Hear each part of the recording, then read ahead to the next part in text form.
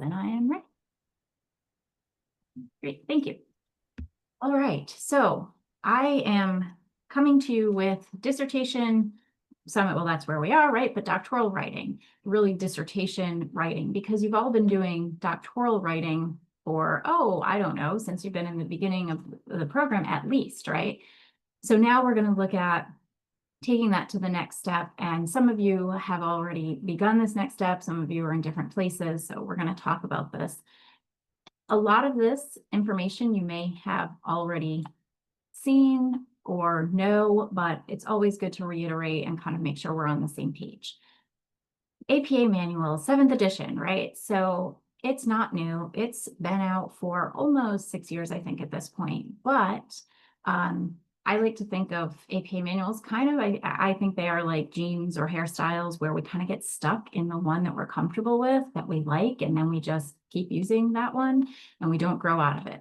So even though we are a little bit removed years-wise from the 6th edition, some people just by habit are still using some of the 6th or previous edition formatting. So it's really important as you move forward with your dissertation writing that you really start to train your brain for the 7th edition.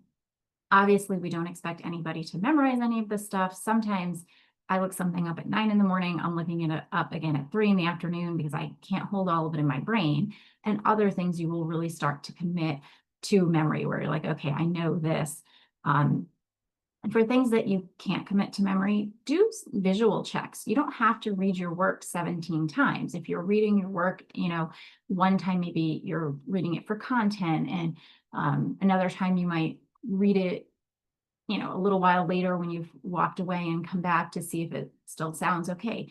But when you're doing some of these checks for formatting, you can do scans and just look for things like one space after end punctuation. Your eyes will start to pick up on, is that two, is that one? Looking at your citations, making sure that they are all in alphabetical order or things like that. I'm going to talk about all of this, but you can do these visual scans because if you're trying to read for content and worry about citations and worry about spacing and worry about this and that, your brain can't handle all of those things at once. So sometimes it makes sense to just do separate quick scan reviews. All right, so in this program, everybody knows APA is the standard, right? That's where we need to be. However, there are a few exceptions, and these are the local rules. Most programs have these, and they are covered in our handbook. So I'm going to move on. I'm not going to read every item on my slides. There's a ton of information in this deck. They are posted in ULearn, so feel free to go back and look at any of this information at any time.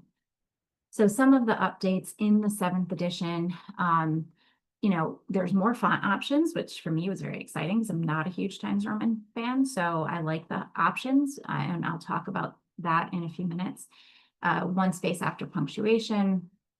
The running head, this is always kind of a debate. Do we use a running head? Do we not? In coursework papers, running heads are not typically required. Again, depends on the actual faculty member in the course, but typically if work is not published, a running head is not required. As you move into your dissertation, this is going to be a published work. So now the running head is required, and making sure that you're looking at the requirements for what the running head should look like. It's not just your title plopped up in the top of the paper as a heading. And then level headings. So headings are really important to keep the reader on track, right? So that we don't have to guess what you're trying to tell us or where the sections are. But it's also really helpful for you as the author, because then you can make sure that you have alignment. You can look at the content and make sure that each section is, folding under the level 1. And does this information all fit together, or do I need a whole other section? So headings are really helpful, and knowing how to structure your levels is important as well. In the 7th edition, there's gender neutral pronouns that are accepted. So previously they was only for plural. Now it is accepted as a singular pronoun. It is still acceptable to use he, him, his, she, her, hers, but you can also use they as well. And there's, talking about descriptive language and phrasing. There are some suggestions in the manual as well. All right. I will have time for questions at the end, but if anybody has any questions as I'm going that you just can't wait, just, raise your hand and I will try to get to you if I'm trying to watch that. All right, so APA style updates, again, in-text citations. This is a big one. So many people forget, if you remember previously, your first time that you listed a source in your in-text, in your content, you had to write all the authors, no matter how many there were. That is not the case anymore. If it is 3 or more, you're using et al. Right from the beginning. So that's really a big one to remember. The DOI here, no longer are we using the language retrieved from, we're just putting the DOI there, or the URL if there isn't a DOI. Oops, sorry, I didn't cover that last one. Let me just see that. Okay, so there's new options also. The 7th edition did a fairly good job. Of course, now it is already 6 years old, but they did a fairly good job with media and multimedia references. So you can look at those in there. If you have something by chance that isn't in there, the style guides for APA are also really helpful and much better than they used to be years ago. Okay, so talking about a scholarly tone, and again, some of you have been practicing this throughout the program, but what is it that we're talking about? Just having that formal, the formality to your writing. And APA will tell you, and this is how we kind of structure our writing, it is about efficiency. So we're not looking for tons of fluff. We want the information to be presented as clearly and concisely as possible. There's certainly times you need to elaborate, but again, it's not fluff, it's elaboration on relevant information. Okay, so avoiding some of these common, downfalls here. In dissertations, we don't like to say things like always and never, because that's very rarely ever true, right? And we don't want to be using qualifiers for certain words or situations, right? So this source provided, outstanding information, or this wonderful study presented XYZ. We want to stay away from those kind of qualifiers. You're going to use language that conveys professionalism and formality. That's just part of academic writing. And also to keep in mind, things like contractions, that's another great one to just do a visual scan for, right? If your tendency is to use them, you can very easily just get those out of there. Want to stay away from jargon and always making sure that we're just writing the dissertation as clearly as possible for someone who may not be familiar with either the topic or, this work in an academic setting. Okay. So this is talking about the formatting here. So something just happened to my screen. There we go. I couldn't get it to move. The image on the left is an example of the 1-inch, 1-inch. And again, all of this information is in the handbook and the APA manual. Line spacing, Microsoft is not the easiest to work with in terms of spacing. So I would say when you're all done with whatever work you're working on for that period of time, whether it's a prospectus, proposal, chapter, whatever, at the end, when you're all done writing, go back through and make sure your spacing is correct, because there's all kinds of things like extra spaces after lines or before lines.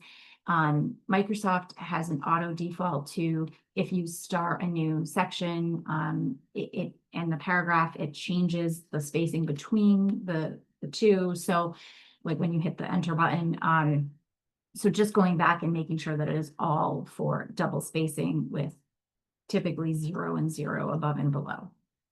All right, so these are the new styles of fonts that are allowed, but keep in mind, depending on the style of font you choose, you have to also be sure that you're using the correct size.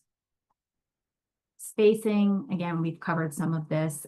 You'll find that your abstracts, this may be new for some of you, they are single spaced, and we have a whole section in the handbook that is devoted to how our abstracts should be done. APA does not give clear guidelines on this because depending on what you're writing an abstract for, it will depend on the format it should take on. So for instance, if you're writing an abstract for a conference, conferences usually have their own rules on how they want their abstracts to look. So for our program, our local rules single-spaced and no indentations, and we do use citations in our abstracts. All right. Oops, I don't know why it jumps when I go to that last part of any slide. Okay, so margins, again, this is just the 1 inch, all around, and then indentations. So again, Microsoft can be funny about this sometimes. Your default tab button, which can be changed, but if you use your default, you should be fine all the way through using it. Every once in a while, if you're, again, doing one of those visual scans, you will notice that all your paragraphs are the same, and then you've got this one where the indentation is shorter, or sometimes it's longer. And you have to go in, there could be all different reasons for this, but you have to go in and make sure that that gets back to alignment where it goes. Speaking of alignment, I don't have this in the presentation, but if you notice that for some reason, the spacing of your words is like, sometimes there's a bigger space, sometimes there's a smaller space, and you can't figure out what's going on with it. When you go to your alignment and justify, you're just like where you can justify to the left or to the right, there's one that justifies to the middle, and sometimes students have that accidentally set, or maybe on purpose, where it kind of makes the whole thing come down even on the left and the right. That messes up your spacing in between. So you always want to have the word left justified. There are times you might use a right justification in a figure for a citation or something like that, but typically you're always going to use a left justification on this. No, we can't go to the next slide. All right, here we go. So the headings, as I mentioned earlier, again, this whole slide is in the DBA handbook. And this is, I think, really something that you can just, at the end, again, go through. Our chapter titles, we use a font size or 2 sizes larger than the rest of the font in your body. So whatever font you're choosing, if it's a size 11, then your chapter headings are going to be size 13, etc. The chapter title is not a true heading, right? It's the title. So you then you want to start with a level 1 after that. You don't go heading and then level 2 to the left. And that's a common mistake I see. So chapter title, then you start with your first level 1 heading. And here I show you where the text begins for a level 1. A level 2 is left justified, and your text begins below it. A level 3 is similar to level 2, except it is italicized.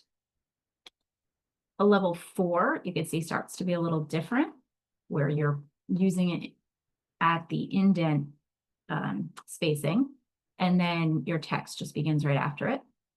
And level 5 is the same, except it's italicized.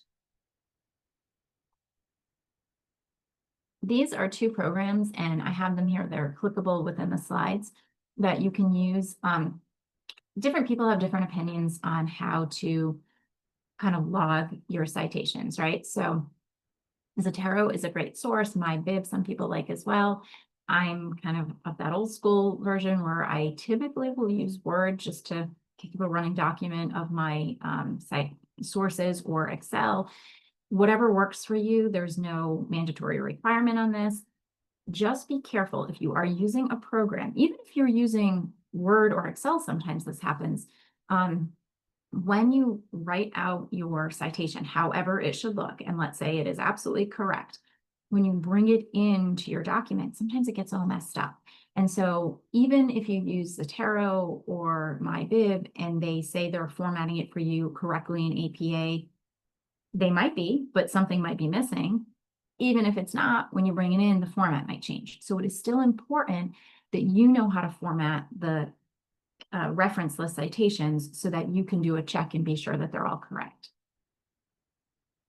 Okay, so let's talk about in-text citations. So obviously there's 2 types, narrative and parenthetical. And in a narrative citation, I give you an example here, what this should look like. So this would obviously be for 3 or more authors. The Smith one, it's the authors, and then the year in parentheses, and then you go on with your sentence.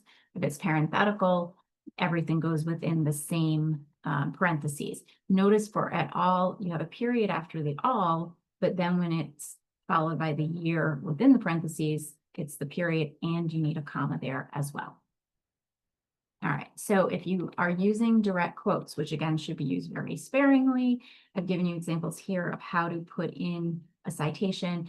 There are a few different options where something, depending on how you introduce it, you may have a page number sooner, or, you could use the whole citation at the end. It just depends on your wording, but always be sure you're including a page number or location marker, which typically, if it's a website or something, you would use a paragraph number. So just being sure that you include those location markers if you're in the in-text citation, if you're using a direct quote.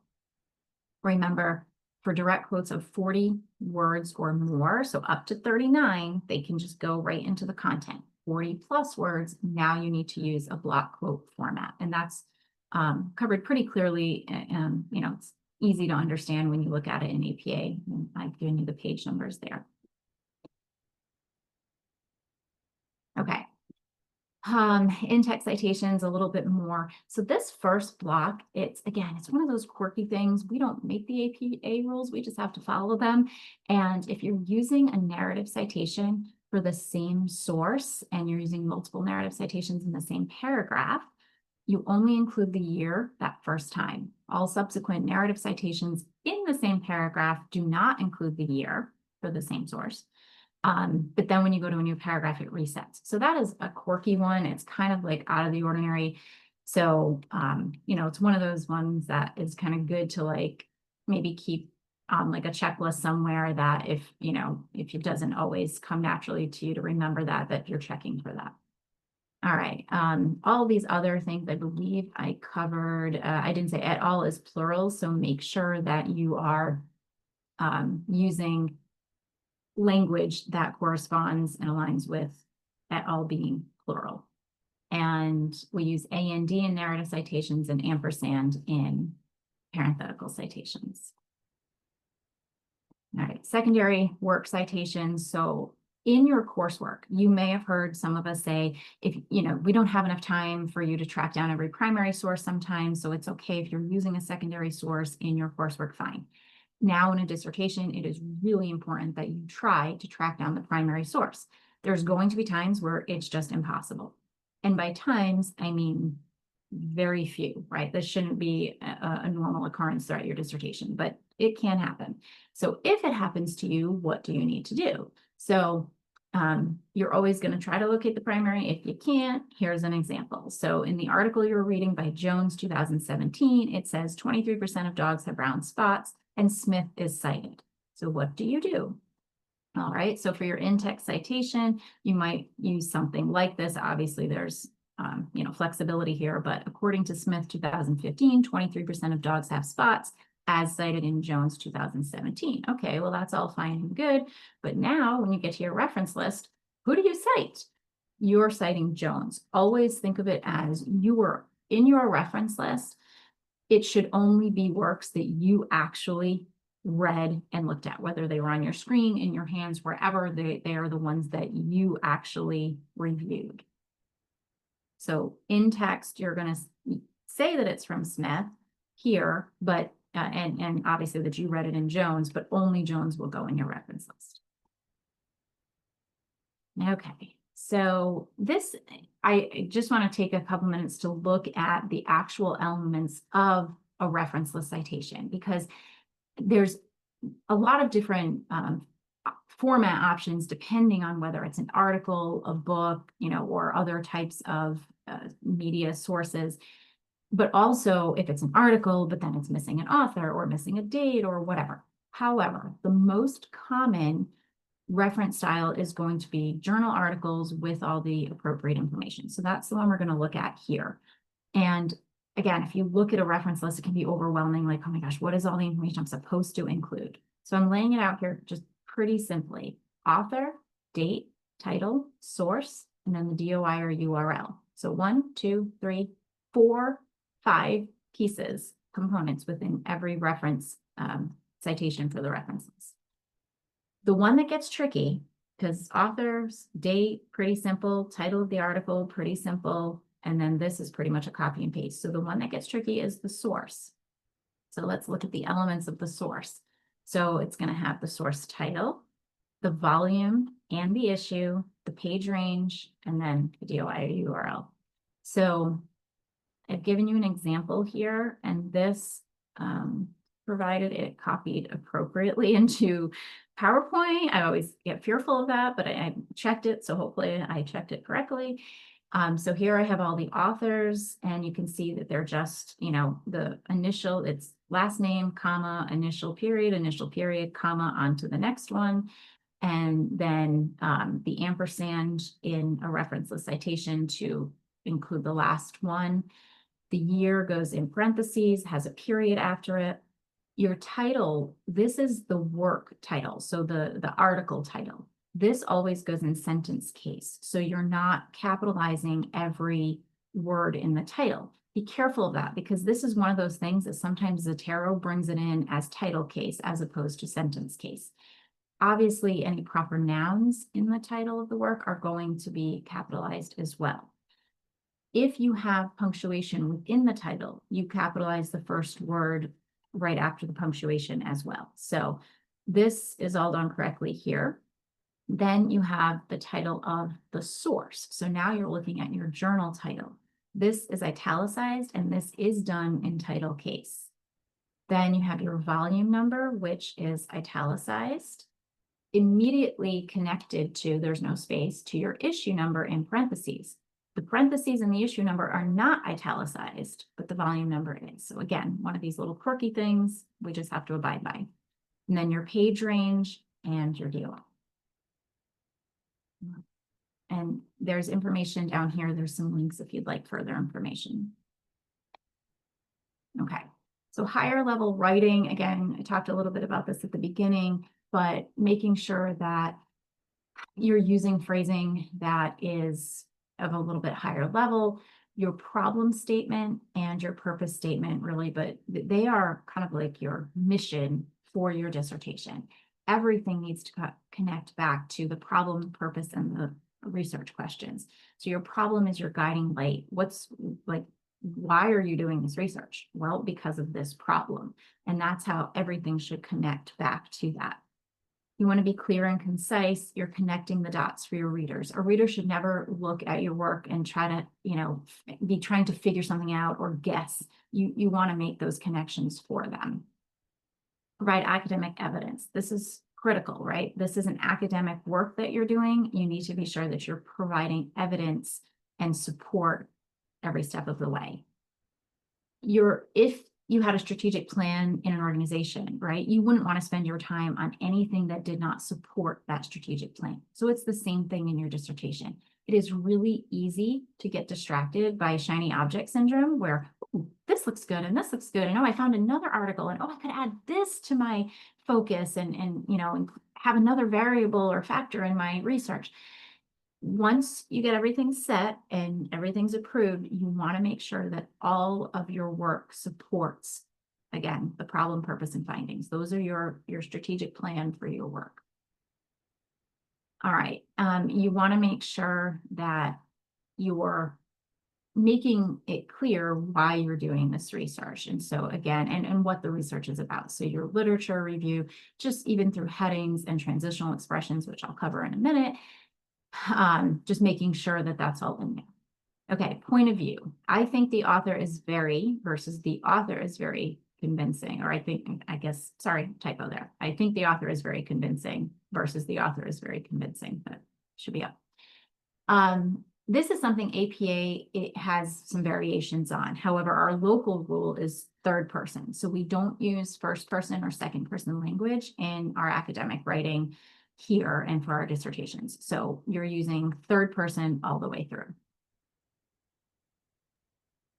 Okay, writing examples. Excuse me, Dr. B, you have a question in the chat. I'm sorry. On the last slide. This one? One back. Okay, one back. Here we go. I can't see the chat.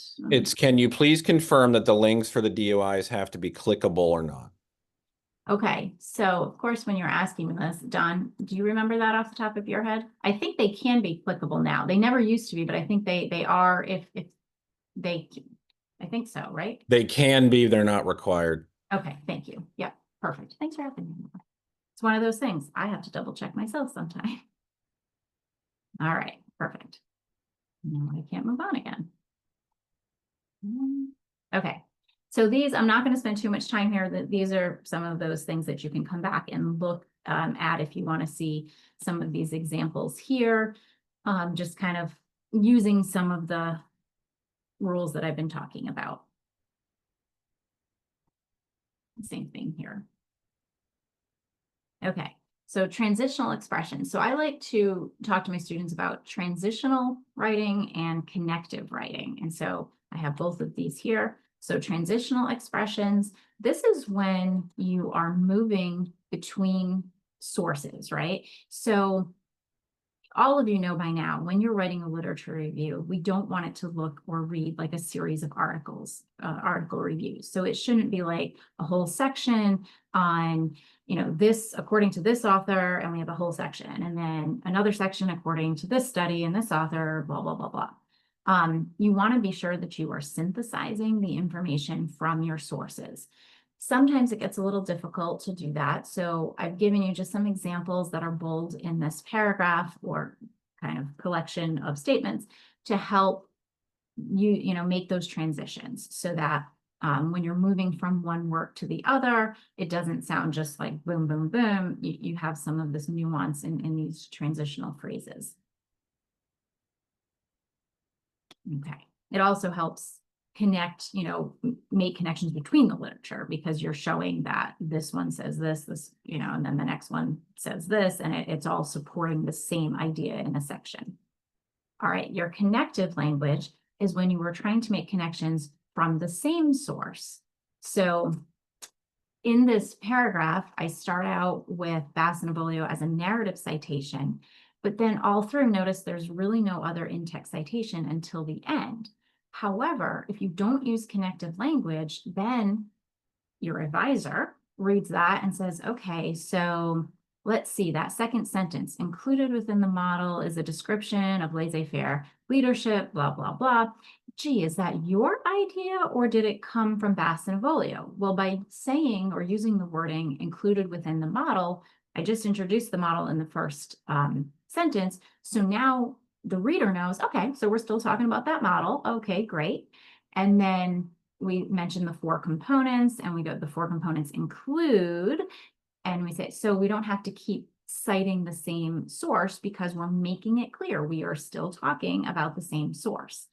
And then the model suggests, and even though I've used language there that would still indicate a connection, typically, if you have a group of sentences from the same source, you want to end with a citation, and typically that parenthetical citation can kind of cap it off. So it's really important. We still see this in dissertation writing where students will have a paragraph like this, but the middle is missing that connective language. And if you don't have connective language, you need a citation. So you can choose how you do it, but this is a good way to not have to cite every single sentence when you're talking about information from the same source. Okay, so tips and other considerations here. You know, questions that you're trying to answer, basically, you know, kind of the 5 whys that everybody grew up learning about as you're going through your academic writing.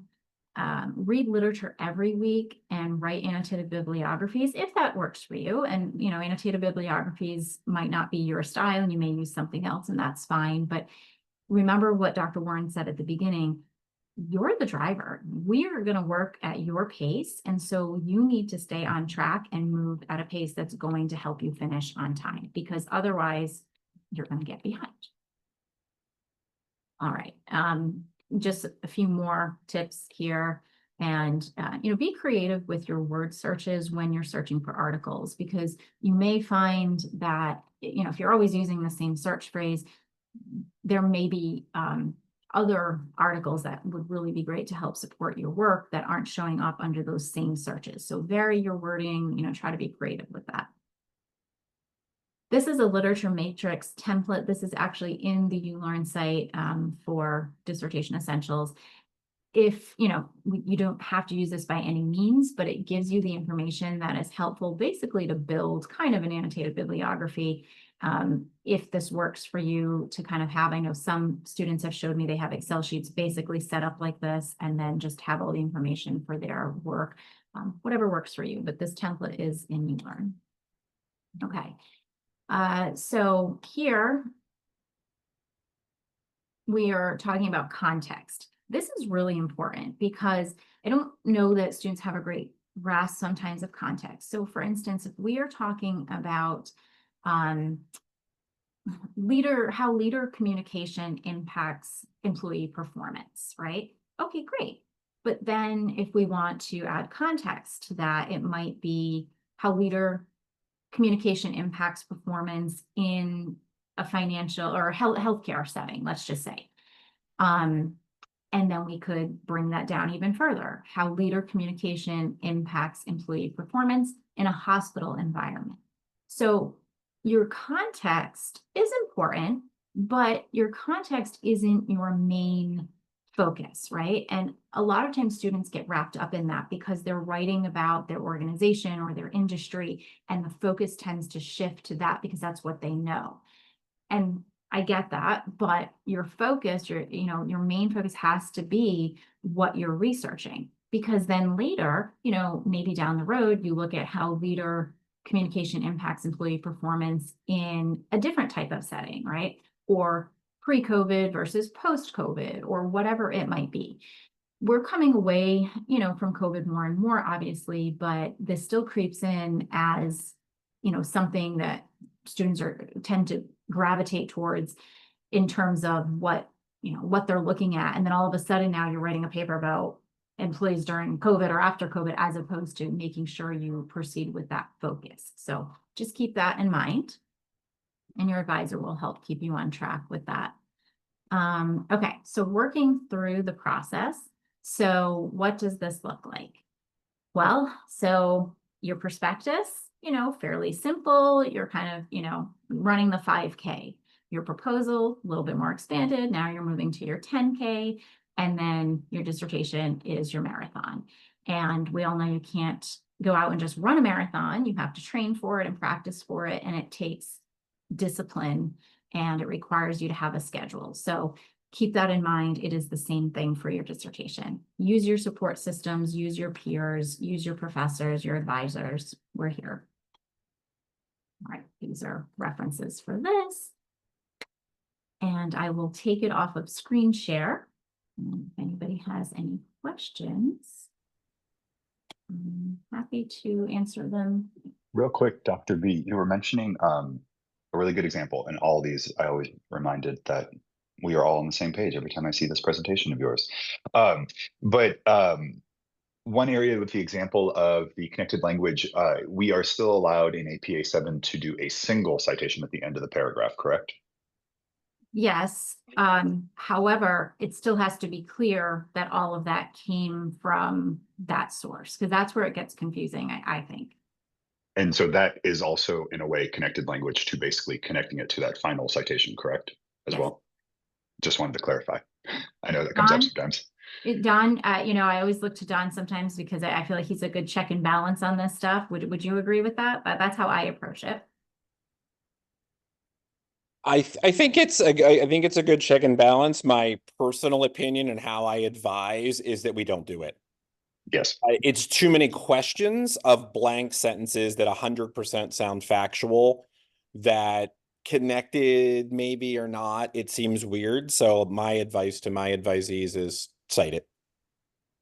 Yeah, and I will say, I always ask my advisees who said this. Like, if I can't figure out that it's coming from the same source that you just cited or cited somewhere, my preference is not one citation at the end because it's too confusing. But yes, it is allowed under APA. But yeah, I think as long as it's clear, and I think that's the biggest thing for students to remember, just making sure we know where the information came from. Thanks, David. Thank you. Yeah.